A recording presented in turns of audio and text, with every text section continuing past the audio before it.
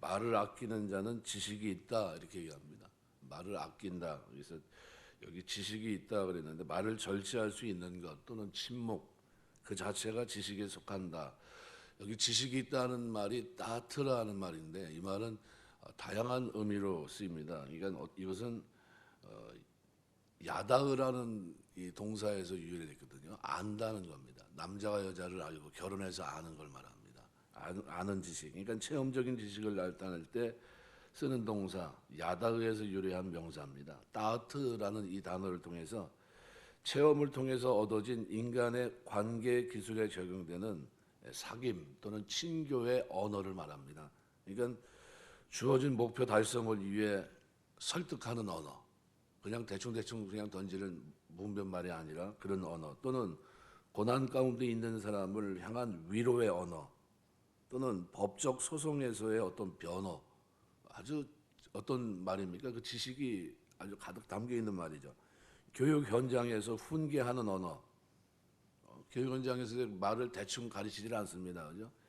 또 상업적 이윤의 확대를 위한 언어, 아주 다양한 언어 생활과 관련된 실용적인 지식을 말합니다. 이게 따뜻합니다. 그러니까 말을 아끼는 자는 지식이 있다. 그러니까 이것은 침묵과 관련되어 있다는 것은 이러한 언어 생활은 적당한 침묵과 절제를 통해서 구현된다는 겁니다. 그냥 막 이렇게 자기 생각나는 대로 말하고 이러지 않는다는 겁니다. 이게 말을 할 때는 꼭 필요할 때는 아주 규모 있는 말이 된다는 겁니다.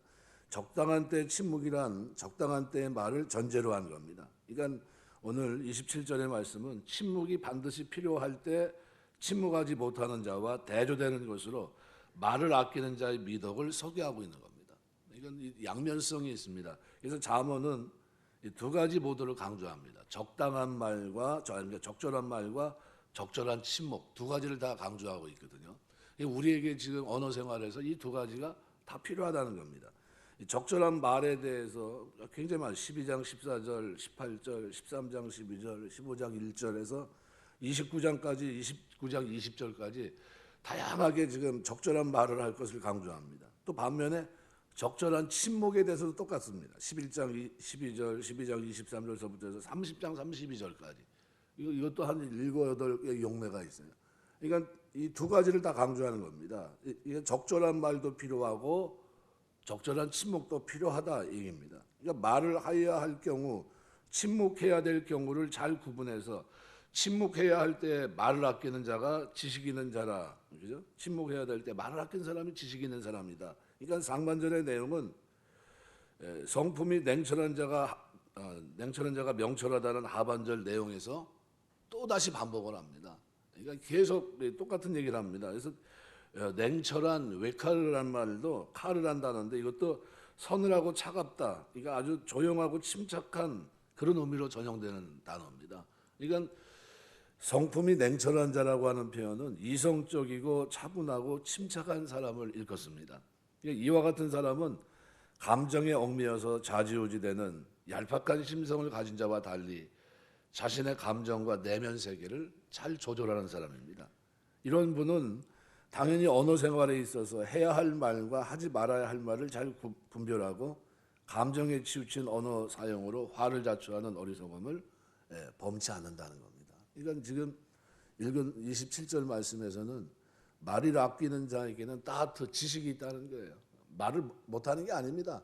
굉장히 말을 규모 있게 잘할 수 있고 그 말 자체가 어떻게 좋은 결론을 낼 수도 있는 그 많은 것을 가지고 있음에도 절제할 수 있다는 겁니다. 그리고 꼭 필요할 때는 하지만 그렇지 않은 경우는 어떻게 침묵을 지킨다는 거예요. 그래서 말을 아끼는 자는 지식이 있고 성품이 냉철한 자는 이 냉철하다는 것도 같은 의미를 반복하고 있는 겁니다. 그게 굉장히 중요하다는 거죠. 그래서 그 모습을 28절에서도 또다시 강조합니다. 그래서 미련한 자라도 잠잠하면 지혜로운 자로 여겨지고 그의 입술을 닫으면 슬기로운 자로 여겨지느니라. 그래서 잠잠하면 그 입술을 닫으면 이렇게 얘기합니다. 그런데 오늘 28절에서는 심지어 이분이란 단어가 들어가 있습니다. 킹제임스 버전은 심지어 부사 깜이란 단어로 시작합니다. 아무리 미련한 자라 할지라도 잠잠하기만 한다면 지혜로운 자로 여길 수 있다는 사실을 제시합니다. 여겨지고라고 하는 말은 하샤브란 말인데 생각하다, 계수하다라는 겁니다. 그래서 이게 수동형으로 수동 미완료형으로 쓰였습니다. 그래서 수동형이 사용된 것은 그 자신이 실제 어떤지, 그 사람이 말이 많은지, 그 사람이 구분이 없는 사람이 잘 모르지만 그렇지만 그렇게 간주된다는 겁니다. 그래서 미련한 자라도 잠잠하면 그렇게 간주된다는 거예요. 지혜로운 자로 여겨진다는 겁니다. 이게 우리가 미련한 사람은 뭡니까? 지식이 없이 그냥 말을 주절주절대고 막 이 말 저 말 하고 뭐 무슨 얘기하는지 모르고 그죠? 저 사람 얘기했는데 뭐 얘기하고 와서 몰라. 나도 모르겠어요. 한 사람도 잘 몰라요. 생각나는 대로 막 다 칙거리는 겁니다. 그런데 말을 절제하면 어떻게 해요? 미련한 자라 할지라도 잠잠하면 말을 안 하고 그냥 조용히 있다 가면 이 사람 좀 뭐 지혜로운 사람 아닌가? 저 사람 들은 게 많은 것 같은데 얘기를 전혀 안 하네. 이렇게 된다는 거예요. 여겨진다는 겁니다. 그래서 그 사람의 진짜 모습 어때요? 어떤 분은 말이 많을 수 있거든요. 그런데 말이 많음에도 불구하고 말을 하지 않고 가만히 잠잠하면 그렇게 여겨진다는 겁니다. 그러니까 그 사람의 본래 모습과는 다른 그렇게 인정을 받을 수 있다 이 얘기입니다. 그래서 이 동의적 대꾸법을 통해서 상반절에 잠잠하면은 하반절에 그 입술을 닫으면 대꾸를 형성합니다. 지혜로운 자로 여겨지고 슬기로운 자로 여기우느니라 대꾸를 형성합니다. 동의 대꾸법으로 되어 있어요. 그래서 슬기로운 자로 여기우느니라 나번이란 말은 구별되다, 이해하다, 신중하다, 분리하다 의미를 지닌 단어입니다. 그래서 그의 상태와 상관없이 사람들에 의해서 그렇게 여김을 받는다라는 의미를 똑같이 전달합니다. 앞에 있는 단어나 뒤에 있는 단어나 똑같아요. 그걸 반복하고 있습니다. 그러니까 자기 입술을 제어하는 절제력이 얼마나 중요한 것인가 하는 것을 지적하고 있는 겁니다. 그러나 어리석은 자, 분별 없는 자들은 이렇게 하지 않습니다. 불필요한 말, 시기에 적합하지 않은 말로 자신의 어리석음과 무지함, 불경건함 또는 분별 없음을 거듭 드러냅니다. 그러니까 이 전체적으로 보면 27절, 28절은 우리에게 지식이 있지만, 그죠? 지식이 있지만 입술을 제어하는 능력, 해야 될 때와 하지 말아야 될 때를 적절히 잘 운영해야 된다는 겁니다. 이 말씀을 액면 그대로 받아들이면 되도록 말을 하지 않고 또 아무런 말도 하지 않으면 지혜로운 자로 여김을 받는다라는 의미로 이해할 수도 있는데, 그런데 사실 입을 다물고 아무 말도 하지 않으면 미련한 자라도 지혜롭게 여김을 받습니다. 왜냐하면 누가 지혜로운 자인지 미련한지 전혀 모릅니다. 그의 말을 통해서 드러나는 것이 보통이기 때문에 말을 하지 않고 가만히 있으면 미련함은 드러나지 않습니다. 그런데 우리말에 가만히 있으면 중간을 간다 하는 말이 있는데 이것은 본절 말씀과 유사한 교훈을 지니고 있습니다. 하지만 조금 아는 것 가지고 아는 척하고 나서면 무지가 드러나게 되고 부끄러움을 당합니다. 비록 알지 못해도 나서지만 않는다면 그를 미련하다고 말하는 사람은 거의 없습니다. 그러니까 그의 잠잠한 행위 이 자체가 사실은 사람들에게 지혜롭게 여겨집니다. 그래서 잠잠한 것은 자기의 분수를 아는 일이기 때문에 그렇습니다. 그러나 사람이 아무런 말도 하지 않는 것은 무조건 지혜로운 일을 할 수 없습니다. 만일 말을 하지 않으면 다 지혜로운 자로 여김을 받는다면 말을 할 수 없는 장애인은 어떻게 됩니까? 지혜로운 겁니까? 그게 아니잖아요. 그런 게 아니에요. 그러니까 사람의 지혜로운 여부는 말로 우선 판단이 되지만 나아가서는 행동으로도 판단이 됩니다. 말을 하지 않는다고 해서 그 사람의 행동을 보면 그가 지혜로운 사람인지 미련한 사람인지 대번에 드러납니다. 그러므로 우리는 이 본문의 말씀을 무조건 말을 하지 않으면 지혜로운 자로 여김을 받는다는 의미로 말씀을 받아들이면 안 됩니다. 그렇게 하면 안 됩니다. 오히려 지혜로운 사람은 어떤 사람입니까? 지식이 있기 때문에 필요할 때 꼭 얘기할 수 있고 그다음에 적절하게 하지 말아야 될 때는 절제할 수 있는 사람입니다. 여러분이 이런 언어 생활이 되시길 주의 이름으로 축원합니다. 이게 입술을 제어할 줄 아는 사람의 지혜입니다. 잠언이 강조하는 게 이거예요. 그래서 양면성이 있다고 그랬잖아요. 두 가지를 다 강조하고 있다고. 적절한 말과 적절한 침묵을 계속해서 잠언이 똑같은 얘기를 반복하면서 이 용례가 한 열 몇 번, 한 20번 가까이 나옵니다. 그렇게까지 강조한 이유가 뭡니까? 언어 생활이 우리 모든 교제를 세우기도 하고 무너뜨리기도 하고 이 언어가 사람을 위로하기도 하고 사람을 절망에 빠뜨리기도 하고 그래서 이 언어가 결국은 사람으로 하여금 승리하기도 하고 성공하기도 하지만 이 언어가 사람을 실패하기도 하고 사람을 패배자가 되게 만들기도 하고 아무것도 안 했는데 그 언어 말 한마디로 사람이 어떻게 해요? 무너지기도 합니다. 그러니까 이 언어 생활을 굉장히 잘해야 되거든요. 특별히 하나님의 백성들이 우리를 만나는 사람과의 관계 속에서 우리의 그 언어 생활이 미련한 자의 언어가 돼서는 곤란하다는 거예요. 지혜로운 자, 그 속에 어떻게 해요? 따트가 있는 사람들이 돼서 그 지식을 가지고 적절한 말을 해줄 수 있고, 때로는 어떻게 해요?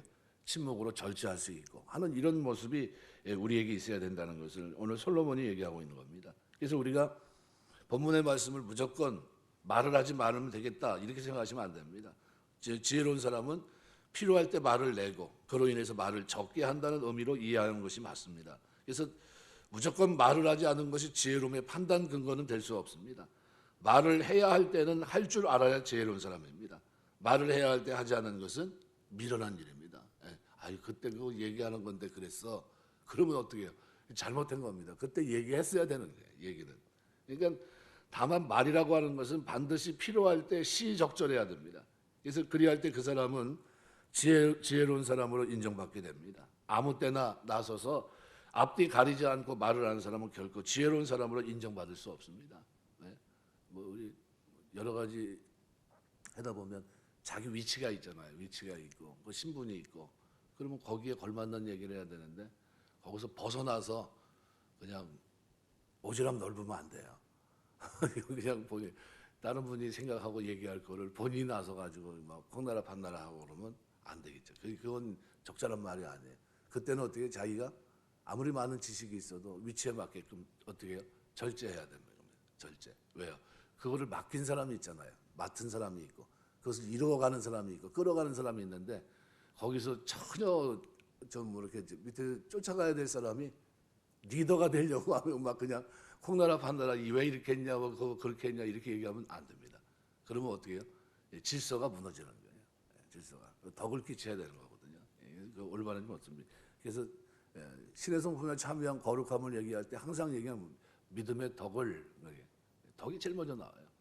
믿음의 덕을, 덕의 지식을, 지식의 절제를, 절제의 인내를, 인내 경건을, 경건의 형제의, 형제의 사랑을 공급하라. 이것이 있어야 된다 그랬어요.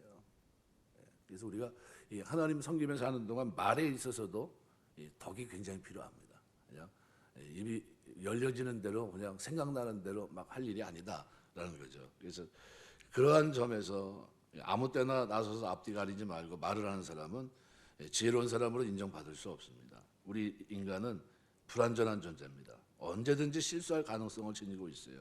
그것은 말에 있어서도 더더욱 그렇습니다. 그러한 점에서 미련한 자라도 잠잠하면 지혜로운 자로 여김을 받는다. 그런 의미입니다. 그러한 점에서. 그래서 이와 관련해서 성경은 말이 많으면 허물을 면키 어려우나 입술을 제어하는 자는 지혜가 있느니라. 10장 19절. 또 언어에 조급한 사람을 보느냐 그보다 미련한 자에게 올려 바랄 것이 있느니라. 29장 20절. 이 언어 생활에 중요합니다. 이게 지혜와 관계되어 있거든요. 지혜와 미련함과. 그래서 말이 많으면 반드시 자기의 무지와 허물을 드러내게 되어 있습니다. 그러므로 필요한 말을 하면서도 하지 않아도 될 불필요한 말은 적절하게 제어할 수 있어야 된다는 겁니다. 그러한 사람을 오늘 본문에서는 잠언에서는 지혜로운 사람으로 평가합니다. 시편 34편 13절 내 혀를 악에서 금하며 내 입술을 괴사한 말에서 금할지어다. 거짓말, 그죠? 남을 속이는 말로부터 어떻게 해요? 금지해야 될 것을 말합니다. 야고보서 3장 2절 우리가 다 실수가 많으니 만일 말에 실수가 없는 자면 곧 온전한 사람이라 능히 온몸도 굴레 씌우리라. 자기 마음대로 이 운영할 수 있다는 겁니다. 그 운영이라는 걸 얘기할 때 잠언은 이 두 가지를 항상 얘기하고 있습니다. 그죠? 한쪽으로 치우쳐 있질 않아요. 병행하고 있습니다. 적절한 말도 필요하고 적절한 침묵도 필요하고. 그래서 그 우리가 가지고 있는 이 지식 따뜻한 것은 어떻게 해요? 굉장히 광범위한 지식이라는 거죠. 그래서 말씀을 맺겠습니다. 체험적인 지식이에요. 그래서 체험을 통해 얻어진 인간 관계 기술에 적용되는 상인과 친교의 언어입니다. 그러니까 이 우리 언어 생활이 어떻게 돼야 되느냐, 그걸 일으킬 수 있는 언어 생활이 돼야 된다는 겁니다. 무너뜨리는 언어 생활이 돼서는 안 된다는 거죠. 그래서 주어진 목표를 달성하기 위한 설득의 언어, 고난 가운데 있는 자를 향한 위로의 언어, 법적 소송에서의 변호, 교육 현장에서의 훈계, 상업 이윤 확대를 위한 언어, 다양한 언어 생활과 관련된 실용적인 지식, 이게 따뜻입니다. 그래서 오늘 본문에 말을 아끼는 자는 따뜻가 있고 지식이 있다는 거예요. 그 말이 굉장히 유용하다는 겁니다. 그 말이, 그죠? 어느 자리에 가든지 그 사람이 하는 말은 적절하다는 거예요. 아주 시적절한 말이라는 겁니다. 그거를 일으키고 살리고 상업을 해서 어떻게 좋은 이유를 남기고 말 자체가 어떻게 창의적이라는 겁니다. 누가 봐도 공감할 수 있고. 근데 그걸 어떻게 계속해서 강조하고 있는 거예요. 성품이 냉철한 자는 똑같습니다. 명철하니라. 그 똑같은 얘기를 하고 있는 겁니다. 그래서 27절, 28절을 통해서 우리가 내 언어 생활 한번 돌아보시면서 하나님, 내가 살아가는 동안 하나님 나에게 주신 모든 시간 속에서 내 말, 이 지식이, 이 따트가 다른 사람들에게 어떻게 해요? 유익한 따트, 뭐죠? 적절하게 말을 감출 때는 감추고 나타낼 때는 나타내서 살리는 그런 지식이 될 수 있도록 축복해 주옵소서. 이렇게 기도하시고, 이와 같은 은혜가 저와 여러분의 언어 생활 속에 늘 있게 되시길 주의 이름으로 축원합니다. 기도하겠습니다.